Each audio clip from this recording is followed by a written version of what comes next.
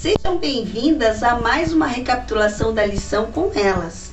A lição está imperdível e já estamos chegando no final do trimestre. Então, se você ainda não se inscreveu no canal, não perca tempo e também curta e compartilhe com os seus grupos de WhatsApp, com a sua família, com todos, porque essa lição está essencial para a nossa vida, principalmente porque fala de um profeta que teve que aprender a ficar mais, a descansar em Deus, e isso nos ajuda muito. Querido Deus, muito obrigado, Senhor, por mais esse dia. Obrigado porque a cada dia o Senhor nos ama, nos protege. Nós somos gratos pela sua misericórdia. E agora, ao estudarmos a lição, falarmos um pouco de Ti, aprendermos um pouco de Ti, Senhor, que o Senhor nos use como instrumentos em suas mãos. Obrigada por tudo, em nome de Jesus. Amém. Amém. Amém. Então, sejam muito bem-vindas mais uma vez a este estudo. Para quem é a primeira vez que está aqui, meu nome é Mayara Brasil, eu sou advogada, trabalho com direito de família para mulheres, estou morando em São Paulo e é muito bom voltar aqui aos nossos estudos e a esses encontros com vocês. Olá, eu sou Liana Feitosa, eu sou jornalista, falo de Campo Grande, Mato Grosso do Sul, e é um prazer estar aqui com vocês, meninas, com você também que nos assiste. Espero que esse estudo, esse papo de hoje seja, assim, bastante enriquecedor para a sua vida, assim como eu sei que vai ser para a minha. Eu sou a Cris, né? Sou Cristiane, eu sou a Procris, eu dou aula, né? Sou professora do 3º ano, eu dou aula em Sorocaba e moro aqui em Araçoiaba da Serra. Para quem não conhece, é uma cidade bem pequenininha aqui no interior de São Paulo. E tomara que tudo que nós falarmos aqui, que faça parte da nossa vida e da sua vida também, que está acompanhando, né? Que está acompanhando, seja a primeira vez, seja freguês, porque vale a pena, tá? Meu nome é Suzilei Machado, sou aqui de Sorocaba, sou formada em pedagogia. Até ano passado eu lecionava, esse ano eu sou mãe, em tempo integral, full time. E é uma gratidão muito grande, é uma experiência muito maravilhosa. E eu estou muito feliz de estar participando, moro em Sorocaba. E é a primeira vez que a gente está aqui conversando com as meninas na lição. Estou muito feliz, é muito gratificante. Seja muito bem-vinda. Obrigada. Bem-vinda, é bom ter você aqui. E essa semana, se você já é de casa, como disse a Cris, você já é freguês, você sabe que nós estamos estudando o nosso guia desde o mês de julho. Ele fala sobre o descanso em Cristo. E ele já está quase acabando. Gente, nós estamos aí nas 2 últimas semanas. E esta semana nós falamos sobre o profeta inquieto, que é ninguém mais, ninguém menos do que Jonas. E o nosso verso para memorizar está lá no livro de Jonas, o capítulo 4, o verso é o 11. E diz assim: Deus disse a Jonas: E você não acha que eu deveria ter muito mais compaixão da grande cidade de Nínive, em que há mais de 120.000 pessoas que não sabem distinguir entre a mão direita e a mão esquerda, e também muitos animais? A história de Jonas, confesso que ela é um pouco intrigante. A gente costuma ouvir muito de Jonas que foi parar na barriga do grande peixe e foi jogado no mar. E a gente, às vezes, não se atenta muito à outra parte da história de Jonas, que é quando ele realmente vai para Nínive. Primeiro que Jonas é um profeta teimoso. Além de inquieto, ele era teimoso. Porque Deus falou, vai lá, ele não foi. Teimou, não foi. Aí Deus pegou ele na curva, ele falou, tá bom, Deus, agora eu vou. Aí ele foi. Só que ele foi pregar ali a mensagem de Deus, crente de que aquele povo ia morrer tudo. Não havia no coração de Jonas disposição nenhuma para que aquelas pessoas fossem salvas. E aí aqui, esse até o verso para memorizar, é um diálogo de Deus com Jonas sobre isso. O Jonas, Vamos pensar um pouquinho, meu querido. E, e tudo isso me fez pensar em várias questões aqui. E por que que a história de Jonas está na Bíblia? Às vezes eu fico pensando nessas coisas. O que que a gente tem para aprender além ali do superficial, do que a gente já ouviu tantas vezes com a história de Jonas? Eu achei muito interessante que o verso escolhido, né, para, digamos, resumir ou introduzir essa lição, né, na verdade um pequeno spoiler, né, uma pequena antecipação de um episódio dessa história que já acontece lá no final do livro, né, no final do livro de Jonas. É um livro curtinho, com 4 capítulos apenas, então a gente está falando de um verso que está localizado no final do relato, né, no final do livro.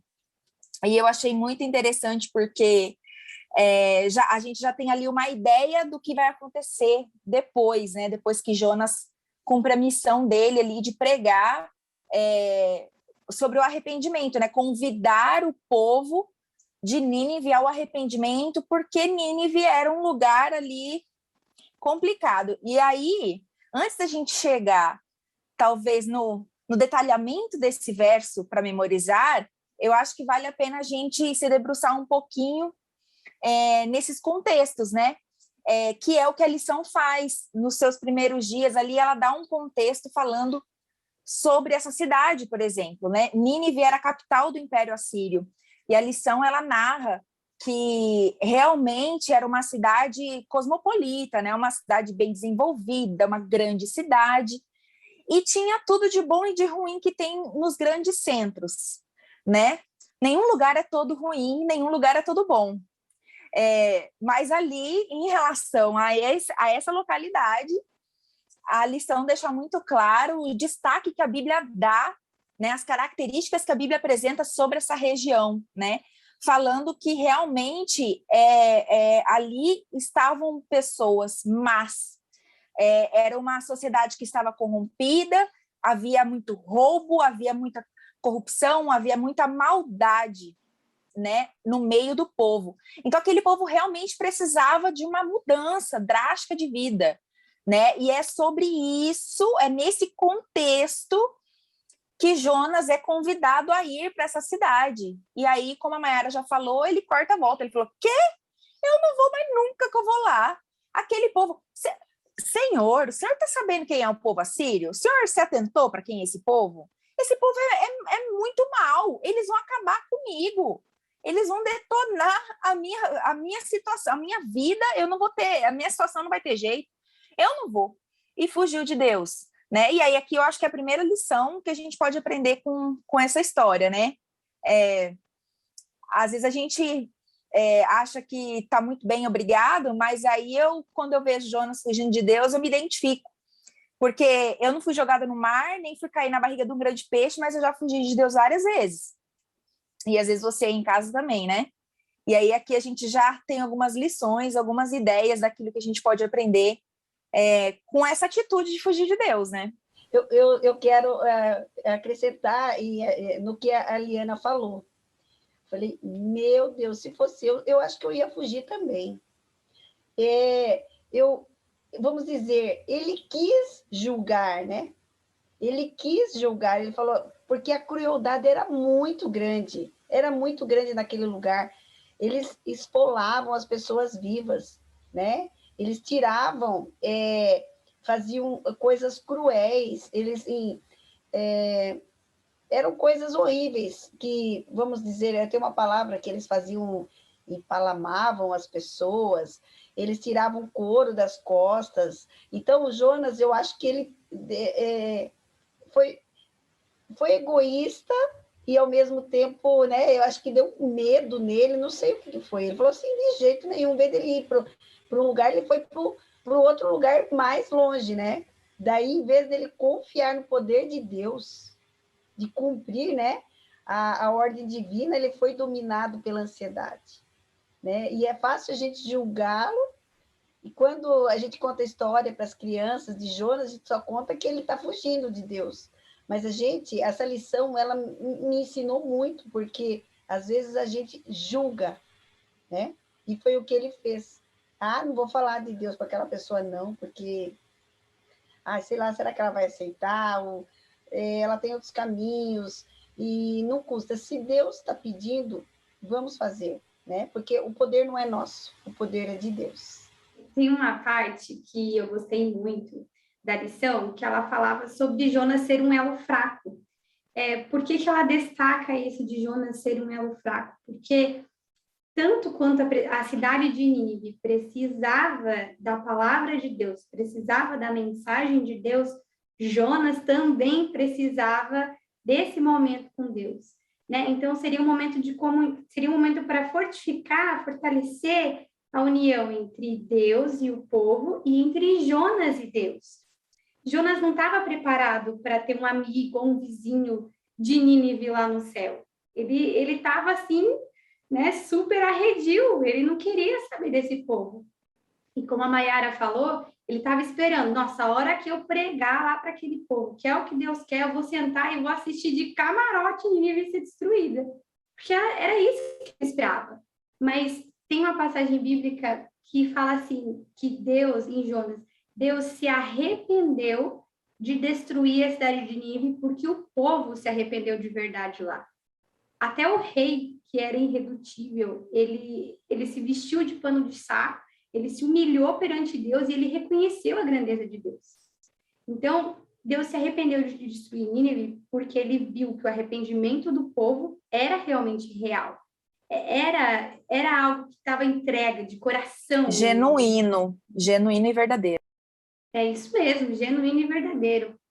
E eu achei isso muito interessante, porque eu nunca tinha parado para pensar que, ok, era Nínive o tempo todo que precisava de Deus, mas não, Deus deu várias lições para Jonas. Então, assim, Jonas precisava desse elo com Deus, ele precisava dessa comunhão, ele precisava dessa experiência com Deus. Então, eu achei isso muito interessante na lição. E um ponto que eu achei muito valioso de a gente mencionar é que Jonas, ele não estava só julgando algo que ele não conhecia, vamos dizer assim. Jonas, ele tinha ali inúmeros relatos de maldades que aquele povo tinha cometido com outras pessoas, de outros povos. Então, ele estava com medo, mas não era de uma coisa que ele tinha criado na cabeça dele. Era um medo real, um medo que eu também teria. Embasado. Um medo embasado. O grande erro de Jonas não foi sentir medo, pela minha compreensão aqui da lição. O maior problema de Jonas não foi que ele teve medo, foi que ele realmente não ouviu a voz de Deus que dizia para ele, olha, vai. E quando Deus diz para Jonas, vai, Jonas vai pela palavra de Deus, não vai por ele. Então, o mesmo Deus que manda ir, se algo de ruim acontecesse lá, quer vivamos, quer morramos, somos teu, Senhor. Ou, se Deus mandou eu ir, é porque ele vai cuidar de mim. Então, o erro de Jonas, na minha concepção, está nesse segundo passo. Porque, às vezes, a gente, até mesmo quando nós falamos do caso de Elias, a gente imagina que ser cristão, que estarmos só ao lado de Deus, de frequentarmos a igreja, de trabalharmos na igreja ou qualquer coisa, a gente não pode sentir medo, a gente não pode sentir tristeza, a gente não pode sentir uma angústia, porque eu imagino que Jonas deva ter a ponto dele se enfiar num navio, achando que ele ia fugir de Deus. O desespero dele devia ser imenso. E às vezes a gente pensa que não pode sentir isso. Mas são sentimentos humanos, são sentimentos frutos de todo mundo de pecado em que nós vivemos. O grande X da questão está em como a gente lida com isso, em como a gente usa o nosso relacionamento com Deus, aquilo que Ele deixa para nós, para que a gente possa seguir com a vida. É a questão da confiança, né? A confiança em Deus. Então, ele falhou em confiar que Deus cuidaria de tudo, que Deus cuidaria dele. E mesmo que estivesse nos planos de Deus, não livrá-lo de, às vezes, uma prisão, uma perseguição lá em Nínive, Deus nos faz o convite de descansarmos no fato de que ele tem tudo sob controle e que o maior interesse de Deus para com a gente não é nos livrar dos problemas desse mundo, mas é nos garantir a vida eterna. Porque ele sabe que isso aqui é uma vírgula na história da eternidade, né? A eternidade, ela não tem começo nem fim. E a nossa vidinha aqui de, sei lá, 80, 90 anos que seja, nesse mundo, é apenas uma vírgula dentro da enormidade da existência de Deus e daquilo que ele tem planejado para nós na eternidade. Então, é muito difícil mesmo, é como a Mayara falou, em relação à nossa humanidade, é muito difícil a gente depositar a nossa confiança em Deus, cientes, né, racionalmente cientes de que mesmo que algo de ruim aconteça na nossa vida, Deus tem tudo sob controle e o interesse maior dele é a nossa salvação e que mesmo que eu morra, quer vivamos, quer morramos, né, somos teus, como a Mayara falou, e isso quer dizer que mesmo que eu venha morrer, eu vou estar selada, eu vou estar guardada, porque Deus vai um dia me ressuscitar e isso aqui, essa vida é um abrir e fechar de olhos. É muito difícil a gente depositar essa confiança. Então, é por isso que, de certa forma, eu me identifico muito com Jonas, né? E eu acho interessante o paralelo que a Bíblia faz, a Bíblia não, a lição faz em relação ao descanso. A lição fala que Jonas procurou o seu próprio descanso, fugindo de Deus, né? Entrando num barco para ir para Tarsis, para outro lugar que era totalmente oposto do lugar para onde ele deveria ir. Então, a atitude dele foi de buscar uma maneira de descansar, de não sentir mais esse medo, de não sentir esse pavor de ter que ir para Nínive, né? E de enfrentar Nínive. E aí ele tentou dar o jeitinho dele, de encontrar o descanso dele, e aí Deus deu um descanso obrigatório, né? Deus falou assim, você quer descansar? Então tá, você vai descansar. Mas sabe onde você vai descansar? Depois de uma tempestade, você vai ser jogado no mar e você vai descansar dentro da barriga de um peixe. É aí que você vai descansar. Eu vou te botar para refletir no cantinho da disciplina, dentro da barriga de um peixe, sabe? Mas Deus podia falar assim, é teimoso? Então eu vou te limar aqui, vou acabar com essa palhaçada, você não quer ir, vou arranjar outro profeta para mandar no teu lugar. Deus podia ter tomado N decisões, mas ele decidiu salvar Jonas, né? Dar essa chance e esse tempo de reflexão. E esse tempo de reflexão para Jonas foi muito importante. O descanso que ele encontrou, incrivelmente, dentro da barriga de um peixe, foi um passo muito importante para ele se convencer de que ele realmente precisava ir para Nínive, que ele realmente precisava proclamar as verdades que ele conhecia desse Deus que estava tentando dar uma chance para esse povo, né? Como você falou, ele estava fugindo, mas ele estava fugindo, eu acho que das consequências, porque eu acho que devia ser muito triste, acho que ele deve ter sofrido, ou a família dele já deve ter tido sofrido com os ninivitas, mas o mais bonito, como você falou e a Suzy falou, a graça, ela é para todos. Então, como que Jonas ia viver com esse povo quando Jesus voltar, com os ninivitas? Ele tinha que aprender. Então, o Jonas estava a caminho de Tarsis, mas Deus estava a caminho... Como é que eu vou escrever aqui? Jonas estava a caminho de Tarsis, mas Deus estava atrás de Jonas, né? Então, era Deus que estava, Deus queria que Jonas fosse, que ele tivesse esse encontro pessoal com Deus, dessa transformação, mas era Jonas que precisava dessa transformação maior, porque às vezes Deus permite alguma coisa na nossa vida, não que ninguém é mais bonito que ninguém nesse mundo, o sol nasceu para todos, a chuva cai sobre todos, então se nós temos que ser presos ou mortos, é como você falou, nós vamos o quê? É uma vírgula, é muito pouco o que nós vivemos aqui. Então, que tudo seja para a honra e glória de Deus. Então, o que nós vemos? Que o chamado de Deus afetou a vida de Jonas de modo significativo. Engasguei aqui. Mas então eu vejo o quanto que Deus corre atrás de mim, de você, de cada um de nós. Esse encontro com Deus é tudo. E ele precisou chegar lá num lugar mais, devia ser fétido, horrível, dentro da barriga do peixe, né?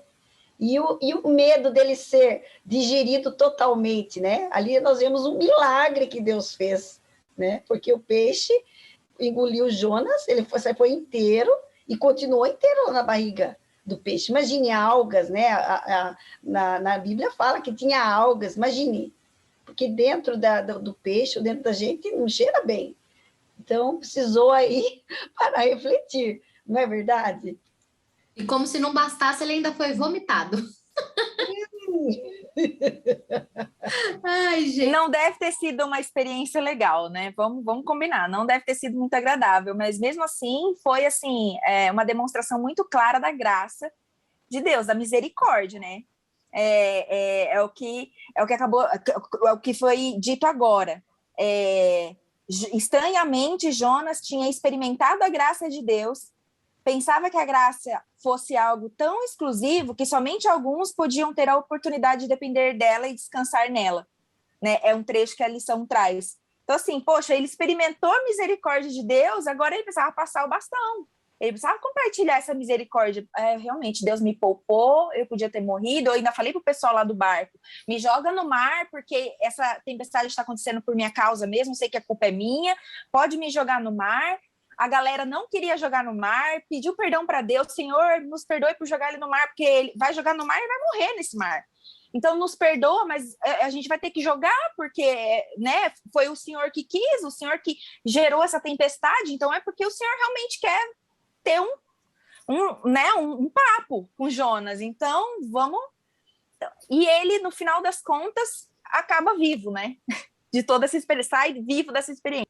E isso tudo me fez pensar aqui, meninas, que Deus, ele utiliza dos métodos mais estranhos, dos métodos mais impensados, dos métodos mais diferentes, ousados, para nos encontrar. Porque Deus fez isso para salvar a vida de Jonas. Do mesmo jeito que Deus fez uma jumenta falar. Do mesmo jeito que, às vezes, ele coloca algumas coisas na nossa vida, ele coloca pessoas na nossa vida, situações na nossa vida, para falar com a gente. Porque esse é a sistemática de Deus. Ele quer salvar a todos. E ele, se tiver que fazer uma jumenta falar, um peixe engolir um ser humano, ele ficar lá 3 dias e sair vivo, ele faz, porque ele é dono de tudo. Eu me recordo de uma experiência, antes disso tudo começar, eu tinha feito uma viagem em janeiro de 2020 para Santiago, no Chile, com uma amiga. E era o nosso último dia de viagem, e a gente foi numa feirinha comprar ali com o que tinha sobrado do nosso dinheirinho, umas lembrancinhas para trazer para o Brasil. E aí tinha, como essas feirinhas de praias, e aí tinha uma feirinha, uma barraquinha assim, e tinha uns echarpes, uns lenços muito bonitos. E aí eu olhei e falei, nossa, amiga, eu acho que eu vou levar esse aqui e tudo mais. E aí perguntei para a moça quanto que custava. Falei, eu vou levar, se eu não me engano, era 3, como se fosse 3 por 10. Aí eu falei, eu vou levar esse aqui. E aí, quando a moça entrou para contar lá, ou para trazer outros, que eu perguntei se tinha outros modelos, eu e a minha amiga estávamos do lado de fora, e nós ouvimos ela, em espanhol, né? Ela agradecendo a Deus pela nossa compra. E até hoje, sempre que eu lembro dessa história, eu fico muito emocionada, porque eu fico pensando, Deus tocou no nosso coração aquele dia para ir naquela barraquinha. Tinha um monte, gente, um monte. E Deus tocou no nosso coração para ir naquela barraquinha. Porque talvez aquela mulher tivesse saído de casa de manhã e pedido a Deus. A gente não sabe, né, a realidade dela. E aí, naquele dia, todo dia que a gente comprou em lenço, gente. Porque mulher é assim, a gente fica emocionada e aí não pensa muito. Mas isso me faz pensar em tudo isso aqui. Que Deus, ele faz coisas que a gente não entende para cuidar dos seus filhos, para cuidar de nós. E tudo isso aqui dessa lição mostra para a gente também o intuito de Deus com isso. Deus não estava só preocupado com Nínive. Talvez Nínive era lá a última preocupação de Deus na lista de prioridades disso aqui. Mas Jonas era uma preocupação dele. E Jonas, ele teve esse momento. Ele passou pela barriga do peixe e foi pregar foi pregar meio assim, então tá bom, Deus, vou fazer, tá? Tô fazendo. Mas no fim das contas, ele estava crente que não ia dar certo, que ia dar os 40 dias e aquele povo ia ser todinho destruído. É aí que eu vejo, né, que é a graça. O nosso egoísmo é tão grande porque a gente acha, eu já estou debaixo da graça, já está bom, né? Às vezes, como você falou, aquela mulher, ela precisava daquilo e Deus tocou no coração de vocês, levou vocês até lá. Então, eu me lembro do Pai Nosso. Ele fala, perdoa as nossas dívidas como nós perdoamos a quem nos tem, nos nossos devedores, ou a quem nos tem ofendido. Se a gente não pedir, a gente pede perdão, mas se eu não perdoar, eu não estarei perdoado. E a graça? A graça é só para mim? Não. Estava ensinando Jonas, e essa lição me ensinou muito, que a graça não é só para mim. A graça não é só para o nosso povo, não é só para a minha família, não. A graça é para todos. E nós, e vocês em casa, aceite essa graça. A graça é de graça, mas foi pago por um amor tão grande, tão lindo, que Jesus deixou o seu trono para vir morrer por nós. Nem que fosse por uma pessoa só ele teria vindo. Não é de graça para nós aceitarmos hoje, mas custou a vida de um Deus, de Jesus por nós. Então, essa graça que Deus estava tentando ensinar para Jonas, que ele tinha que passar para as outras pessoas, não adianta só ele. E não existe dois céus, só para ele e para o povo do Ninivita. Não, existe um céu só. Será que eu estou querendo que aquelas pessoas que não me agradam estejam no mesmo céu que eu? Então, é um motivo para a gente pensar. A graça e o perdão, ela é para todos. Como serve para mim, mas se eu não perdoar, eu não recebo. Né? E a graça, se eu não passar, será que eu recebo também? Né? Isso me fez refletir muito. Quando eu estava lendo, eu fiquei pensando, que Deus de amor, né? Que Deus de amor. Nossa, é incrível, porque tem uma parte da lição que é como a Mayara falou, como a Liana falou, a Cris, que ele fala que Deus nos coloca, às vezes, em situações extremas, para a gente reconhecer a necessidade dele, que ele é tudo na nossa vida. E quem nunca passou por algo extremo na vida? A gente vive num mundo de pecado, muito difícil quem nunca passou por isso. Essa necessidade de Deus, ela tem que ser diária, porque ele completa tudo que a gente precisa. E quando a gente acha que as coisas estão fluindo e que está tudo bem, que a gente já resolveu a situação, porque Jonas procurou resolver a situação dele. Ele fugiu, né? Se escondeu lá no barco, dormiu pleno, agora está resolvido. Só que não. A gente busca soluções para os nossos problemas. E a gente esquece de quem, às vezes, pode nos ajudar a resolver qualquer situação. Porque antes de ter essa situação, problema, Deus tem um plano. Deus tem um plano para tudo. Tem um plano, né? Desde que quando você nasceu, Deus já tem um plano para a sua vida, para a minha. Então, a gente esquece, às vezes, disso tudo, tenta procurar as resoluções do nosso jeito. Quando não acontece do nosso jeito, a gente pensa, vou ser castigado, isso é castigo de Deus, isso aqui é porque eu pequei. Só que não, Deus tem um plano, você está burlando o plano de Deus. Jonas pediu, ele estava tão desesperado, ele pediu para morrer. Ele pediu para morrer. Ele pediu para morrer, falou assim, não, ele estava tão desesperado com a situação, que situação mais louca que ele foi colocado, não, então quero morrer, né? E às vezes acontece conosco algumas situações tão extremas que a gente quer fugir, quer morrer, quer, né, encontrar as nossas próprias soluções, e a gente não pode esquecer que a pessoa que dirige a nossa vida, que é Jesus, ele tem total controle, ele sabe do fim, né? Ele sabe do que vai acontecer lá na frente. Então, a entrega tem que ser diária, tem que ser comunhão total, para você conseguir confiar nessa pessoa que está dirigindo a sua vida. Com certeza. E Jonas foi, né, gente? No fim das contas, Jonas acabou indo, pregou, contra a vontade dele, talvez, já que ele tinha que ir, ele foi. Mas aqui na lição de quarta-feira, a gente se depara com um missionário irado e inquieto. Esse é o capítulo Uma virada 360 na história, né? 360. Por quê? Se tivesse acabado ali no capítulo 3, estava tudo certo, né? Jonas, tá bom, Deus, foi, preguei, tá vendo, Deus, esse povo aí resolveu aceitar seu chamado, pode salvar todo mundo agora, tá? Fiz minha parte, tchau. Mas não, Jonas ficou indignado. Jonas ficou nervoso com Deus, ele ficou irado, ele ficou inquieto. E tem até um trecho aqui que está que é um trecho de um livro de Ellen White, uma profetisa adventista, no livro Profetas e Reis, página 271, que diz assim: quando Jonas viu o propósito de Deus de poupar a cidade, que apesar de sua impiedade, tinha sido levada a se arrepender, vestida em pano de saco e coberta de cinza, ele devia ter sido o primeiro a se alegrar com a maravilhosa graça de Deus.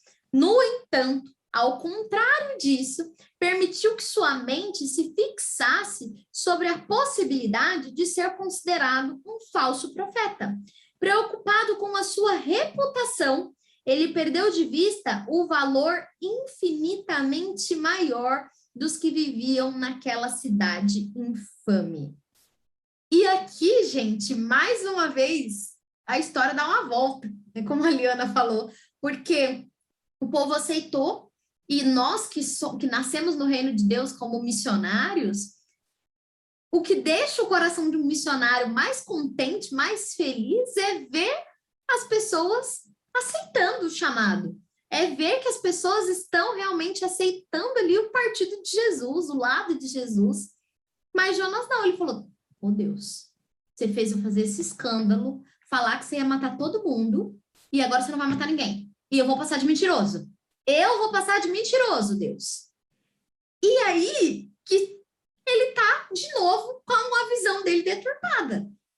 Ele podia escolher olhar: Deus, que misericórdia, que Deus maravilhoso, essas pessoas se arrependeram. Mas ele focou no outro lado, de quê? Minha palavra não vale de nada. Assim, esse trecho, ele realmente mexe muito comigo. Em Jonas, capítulo 4, versículo 2, Jonas fala assim, ele orou assim ao Senhor: Senhor, não foi por isso que eu disse quando ainda estava em casa? Não foi isso que eu disse quando eu ainda estava em casa? Foi por isso que me apressei em fugir para Tarsis. Eu sabia que tu és Deus misericordioso e compassivo, muito paciente, cheio de amor e que promete castigar, mas depois se arrepende. Agora, Senhor, tira a minha vida, eu imploro, porque para mim é melhor morrer do que viver. E quando eu leio esse verso, chega a ser chocante para mim, sabe? Porque, infelizmente, e aqui essa mensagem que eu vou falar agora não é para todo mundo, mas às vezes é para alguém que está me assistindo. Infelizmente, nós vivemos em um tempo, e eu tenho visto isso muito, muito nos últimos dias, talvez nos últimos anos, pessoas ditas cristãs, que têm um conhecimento considerável da Bíblia, da palavra de Deus, se comportando como Jonas, se indignando porque Deus é misericordioso, compassivo, é cheio de amor, promete castigar, mas depois muda de ideia, perdoa, dá outra chance. Eu tenho visto, inclusive, líderes religiosos que se indignam quando pessoas se levantam para falar desse amor, para falar que esse é o nosso Deus. Pessoas que estão se comportando como Jonas se comportou, repetindo a história. Jonas era um profeta, ele tinha conhecimento do Deus vivo, ele sabia quem era o Deus vivo, ele convivia com esse Deus. E aí, às vezes, eu me questiono como é possível um profeta, um homem que falava de maneira tão direta, conversava de maneira tão direta com Deus, se comportar da maneira como Jonas se comportou.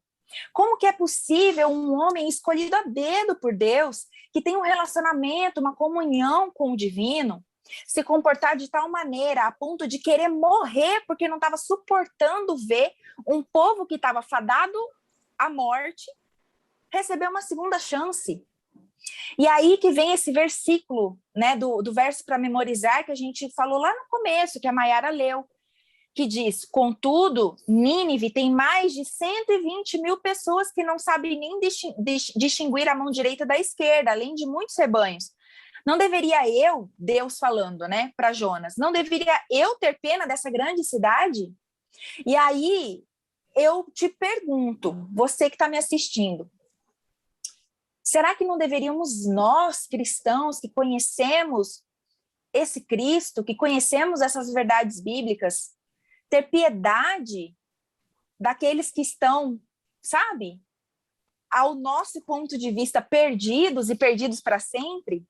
Será que o convite que Deus nos faz através da história de Jonas não é aquele de que precisamos ser compassivos, amorosos e estender a segunda chance, como Deus faz mesmo com aqueles mais sujos, mais perdidos, mais errados?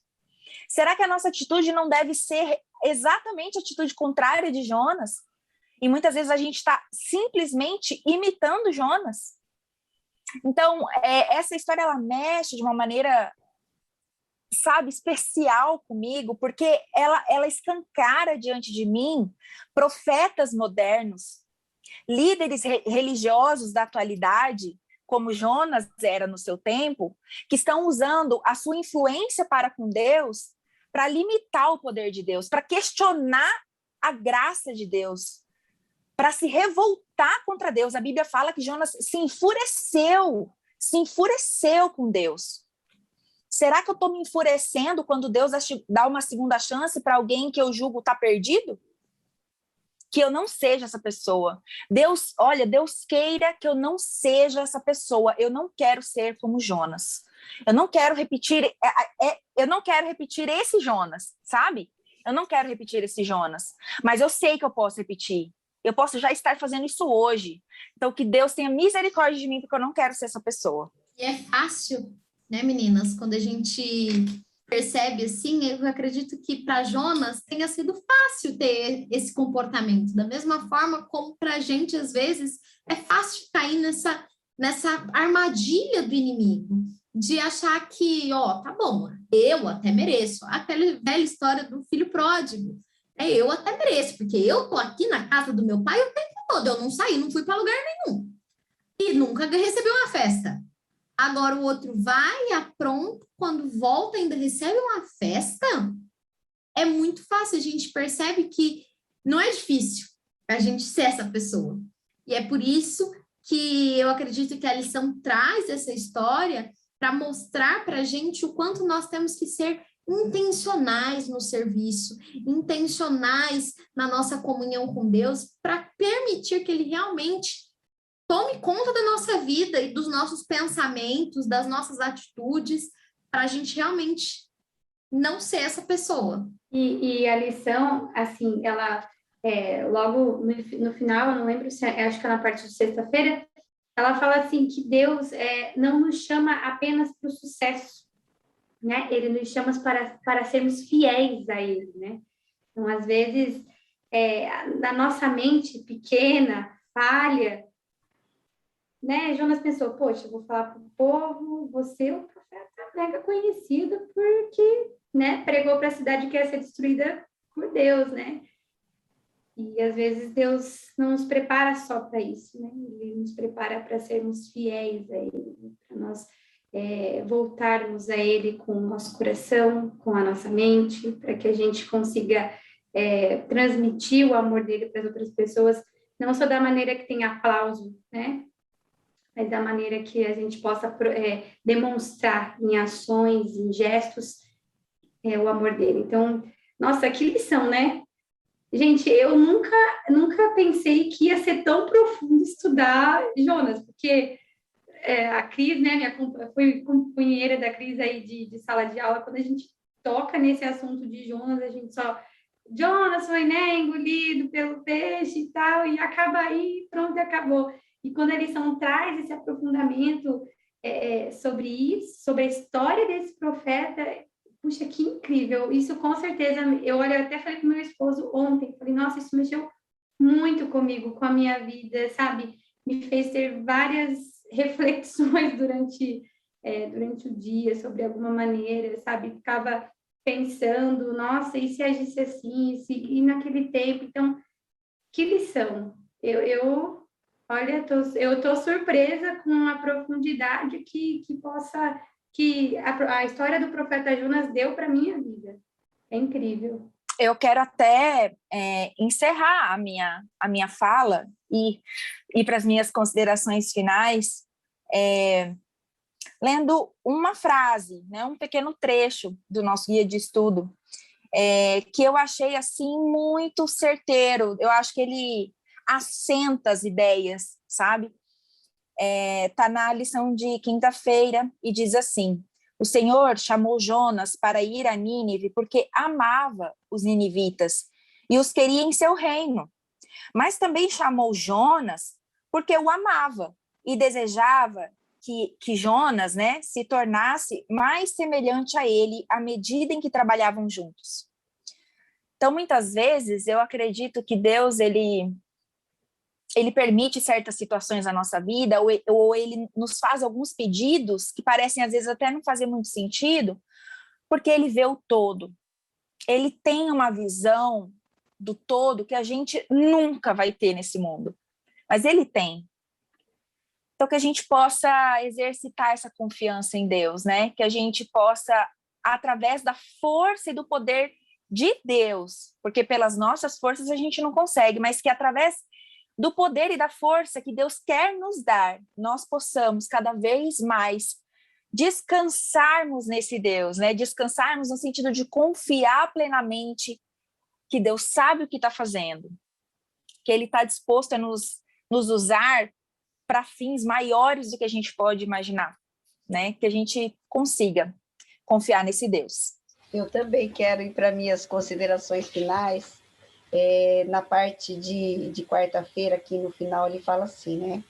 Porque Deus amou o mundo de tal maneira que deu seu Filho unigênito para que todo aquele que nele crê não pereça, mas tenha vida eterna. João 3,16. Porque Deus disse, né? Lá em Jonas, como foi falado, Jonas 4,11, ele fala: e você não acha que eu deveria ter muito mais compaixão da grande cidade de Nínive, em que há mais de 120 mil que não sabem distinguir entre direita e esquerda, como é o verso para memorizar, e também muitos animais? Nós devemos ser muito gratos a Deus, pois, no fim, Deus é um juiz supremo do coração e da mente e das motivações. Você já pensou se nós fizéssemos os juízes, né? E ainda eu queria mais me aprofundar, que eu peguei de um ator desconhecido, mas esse verso de João 3,16, que Deus amou o mundo de tal maneira que deu seu Filho unigênito para que todo aquele que nele crê, ele resume num só verso, exatamente um rico verso, porque conta uma história da minha vida e da sua vida. Mas olha por que esse verso resume todas as coisas, porque ele é o maior verso da Bíblia. Não é porque ele é o maior, mas olha por quê. Ele diz assim, é o maior verso da Bíblia, ele diz assim: porque Deus amou o mundo de tal maneira. Maior, Deus assim, por quê? Olha aqui, maior, porque de um autor desconhecido, ele que falou assim, ó, por quê? Porque é a maior resposta. Deus, o maior ser, amou o maior sentimento, ao mundo a maior abrangência, de tal maneira, o maior modo, que deu o maior ato, seu Filho unigênito, o maior presente, que nele crê, a maior esperança. Não pereça o maior, que para que não pereça, o maior castigo, mas que tenha a vida eterna. É a maior recompensa. Por isso, esse é o verso maior da Bíblia. Que isso faça parte da minha vida e da sua vida. Que todos que estejam ouvindo, aceite o Senhor Jesus como seu Senhor.